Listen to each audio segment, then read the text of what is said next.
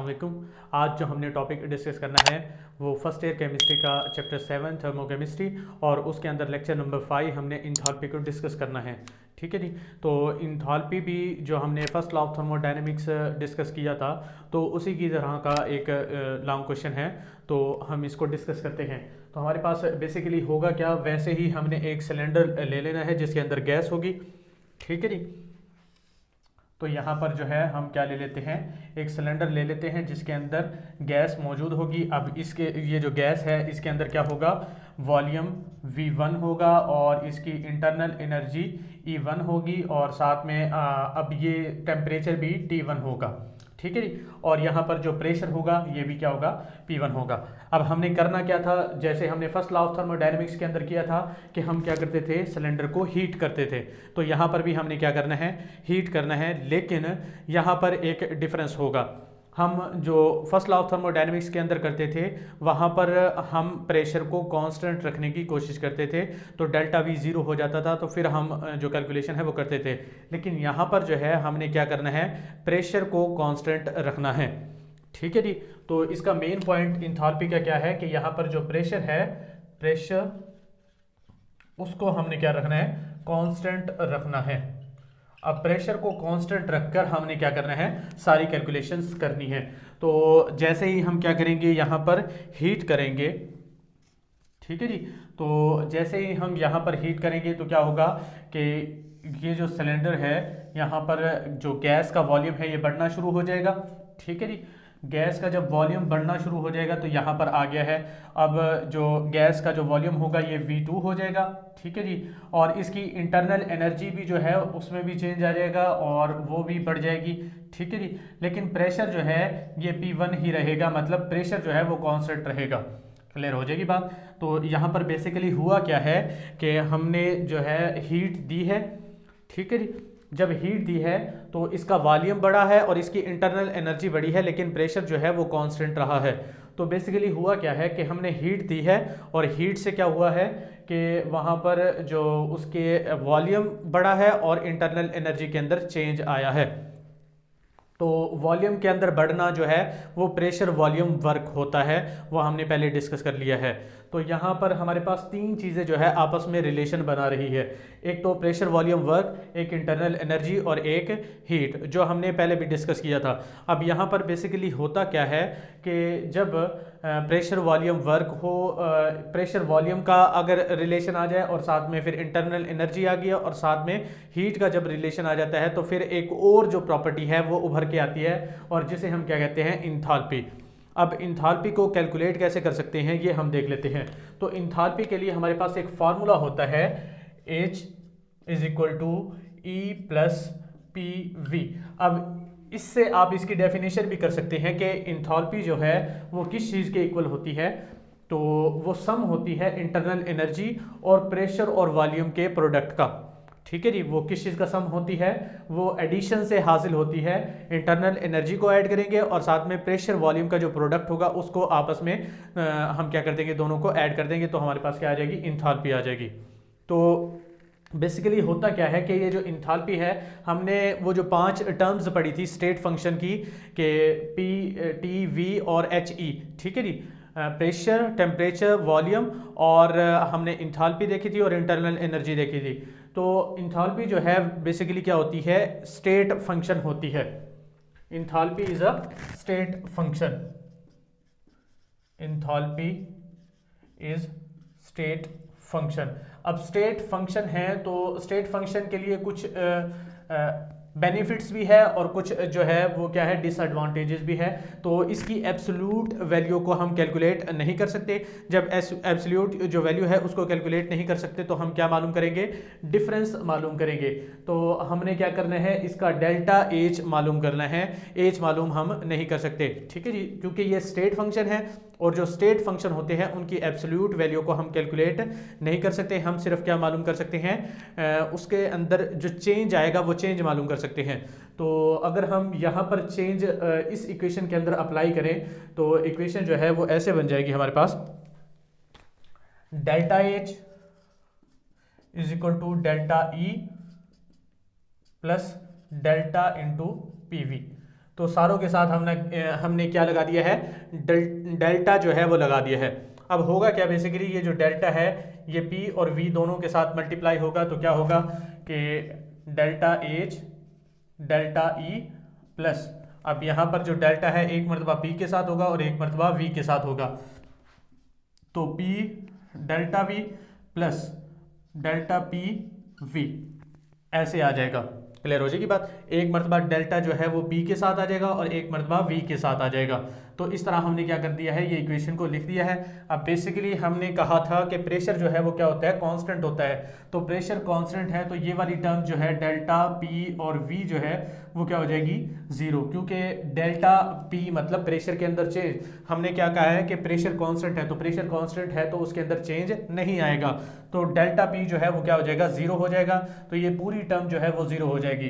तो delta H जो है वो किस चीज के इक्वल आ जाएगा, delta E plus P delta we.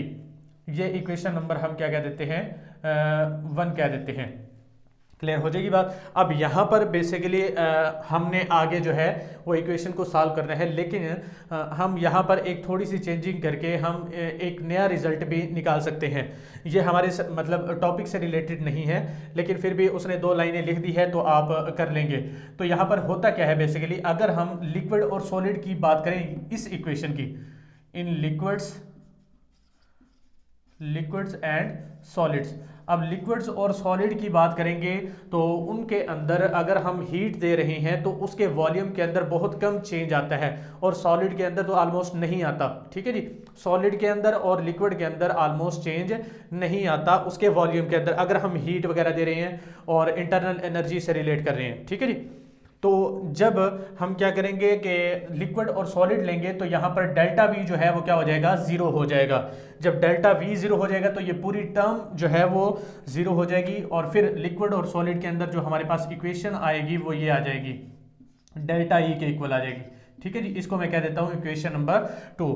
तो उसके अंदर जो हमारे पास रिलेशन बनेगा वो क्या बनेगा कि जितने भी हीट कंटेंट के अंदर चेंज आएगा वो सारा उसके इंटरनल एनर्जी के चेंज के बराबर होगा। क्लियर हो जाएगी बात। तो इस इक्वेशन से हम क्या कह सकते हैं कि जितना भी हीट कंटेंट के अंदर चेंज आएगा वो उसका इंटरनल एनर्जी के अंदर चेंज के बराबर होगा। तो इस तरह ये हमारे पास टॉपिक से रिलेटेड नहीं है, टॉपिक हम इसी इक्वेशन से आगे चलाएंगे। अभी वैसे फिलहाल हमने 2 लाइनें आपकी बुक के अंदर लिख रखी है तो उसको हमने डिस्कस किया है कि इन लिक्विड्स और सॉलिड डेल्टा एच जो है वो डेल्टा ई के इक्वल हो जाता है, क्योंकि डेल्टा वी जो है वो क्या हो जाता है, जीरो हो जाता है। क्लियर हो जाएगी बात। फिर उसके बाद है जी कि यहाँ पर जो है हमारे पास जो इक्वेशन थी, इक्वेशन नंबर 1, उसके अंदर हमारे पास डेल्टा ई है। अब डेल्टा ई जो है हमने पिछले टॉपिक के अंदर जो फर्स्ट लॉ ऑफ थर्मोडायनेमिक्स पढ़ा था तो उसके अंदर भी हमने कैलकुलेट किया था।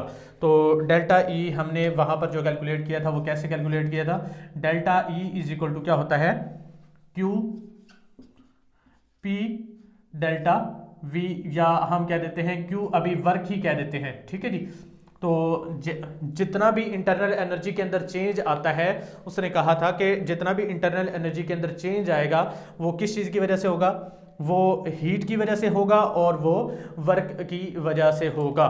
ठीक है जी, 2 ही फैक्टर थे इंटरनल एनर्जी के चेंज होने के लिए, तो दोनों को हम ऐड कर देंगे तो इंटरनल एनर्जी के अंदर जो चेंज होगा वो हम मालूम कर सकते हैं। लेकिन यहाँ पर अगर हम देखें तो जो वॉल्यूम है यहाँ पर कम वॉल्यूम है और यहाँ पर जो है वॉल्यूम बढ़ चुका है। ठीक है जी, पहले वॉल्यूम इतना था, अब वॉल्यूम जो है वो बढ़ चुका है। जब वॉल्यूम बढ़ रहा है तो सिस्टम जो है वो वर्क कर रहा है। ठीक है जी, जब सिस्टम वर्क करता है तो हमने कहा था कि वो नेगेटिव वर्क होता है। जब हम सिस्टम पर खुद प्रेशर अप्लाई करके वर्क करते हैं, उसको दबाते हैं, तो वो पॉजिटिव वर्क होता है। तो यहाँ पर जो वर्क होगा वो कौन सा होगा, नेगेटिव। जब नेगेटिव वर्क होगा तो इसके लिए इक्वेशन जो बन जाएगी वो क्या बन जाएगी, Q minus delta Q minus P delta V। Pressure volume जो वर्क है वो क्या आ जाएगा, माइनस आ जाएगा। क्लियर हो जाएगी बात। अब ये जो है मैं इसको कह देता हूँ क्वेश्चन इक्वेशन नंबर 3। अब इस इक्वेशन नंबर 3 को हम इक्वेशन नंबर 1 के अंदर पुट करते हैं तो डेल्टा एच जो है वो इक्वल आ जाएगा। अब डेल्टा ई की जगह पर हम ये वैल्यू पुट कर रहे हैं, Q minus P delta V plus P delta V। अब प्लस का पी डेल्टा वी और माइनस का पी डेल्टा वी एक दूसरे से कैंसिल हो जाएंगे और डेल्टा एच जो है वो इक्वल आ जाएगा किस चीज के, QP के। ठीक है जी। अब यहाँ पर जो है हमारे पास इक्वेशन आ गई है, फाइनल इक्वेशन है ये हमारे पास, और ये जो है हमें रिजल्ट बताती है इंथाल्पी के बारे में कि अगर हम जो है प्रेशर को कांस्टेंट रखेंगे, क्या रखेंगे, अगर हम प्रेशर को कांस्टेंट रखेंगे तो जितनी हम हीट देंगे उतना ही उसकी इंथाल्पी के अंदर चेंज आएगा। इंथाल्पी बेसिकली क्या है, हीट कंटेंट के अंदर चेंज आएगा। क्लियर हो जाएगी बात। मतलब प्रेशर जब कांस्टेंट रखेंगे तो क्या होगा कि जितना हम हीट देंगे उसकी इंथाल्पी या हीट कंटेंट के अंदर उतना ही चेंज आएगा। तो ये है हमारे पास क्या चीज़ है, इंथाल्पी के बारे में। और यहाँ पर एक दो पॉइंट और है इंपॉर्टेंट कि इंथाल्पी जो है हम मतलब ज़्यादा यूज़ करते हैं इंटरनल एनर्जी के मुकाबले में। ठीक है जी। क्या करते हैं, इंथाल्पी को हम ज़्यादा यूज़ करते हैं कैलकुलेशंस वगैरह यूज़ करने के लिए। तो इसीलिए फिर हम ये भी कह सकते हैं कि जो कांस्टेंट प्रेशर है उसको हम ज़्यादा प्रेफरेबली यूज़ करते हैं एज़ कम्पेयर टू, अब डेल्टा ई के अंदर हम क्या कांस्टेंट करते थे, डेल्टा वी, मतलब जो वॉल्यूम है उसको कांस्टेंट करते थे। ठीक है जी। अगर इंथाल्पी ज़्यादा प्रेफरेबल है तो हम ये भी कह सकते हैं कि प्रेशर वाला जो मेथड है वो कांस्टेंट प्रेशर वाला मेथड वो हम ज़्यादा यूज़ करते हैं बनिस्बत के वॉल्यूम कांस्टेंट वाला।